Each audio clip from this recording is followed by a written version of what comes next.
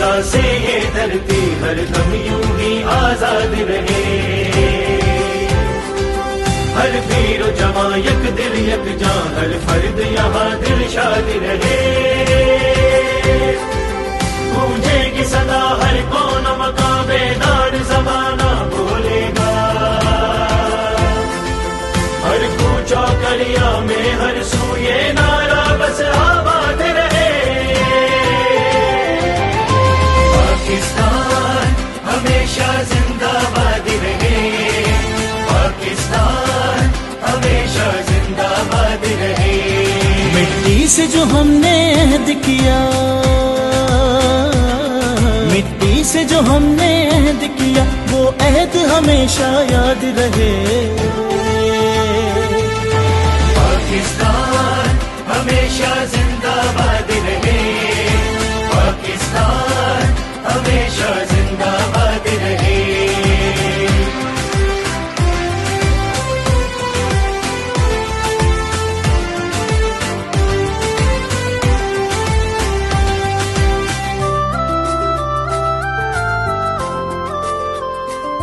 इस पाक ज़मीं की आज IGFC के साथ हमारा इंटरेक्शन हुआ, बहुत वेरी फ्रूटफुल इंटरेक्शन हुआ।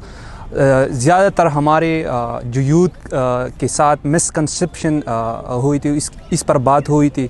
और दूसरी बात यह है जो टेररिज्म और इसका जो मेन रूट है, तो इस पर भी जो FC की कुर्बानियाँ थी, तो IGFC ने इस पर बहुत अच्छी तरीके से गुफ्तगू की। IGFC का और तमाम FC की जितनी भी सिक्योरिटी फोर्सेस है, आर्म्ड फोर्सेस है, उनका शुक्रिया अदा करता हूँ कि वो बॉर्डर्स पे खड़े होके अपनी सीने पे गोलियां भी खाते हैं और यहाँ खड़े होकर हमारे सब शकूक और शुबहात, जितनी भी शकूक और शुबहात और सवालात हैं, उनका दलीरी से और साफ तरीके से हमें जवाब देते हैं। IG साहब ने इतना प्रोफेशनली उसको हैंडल किया।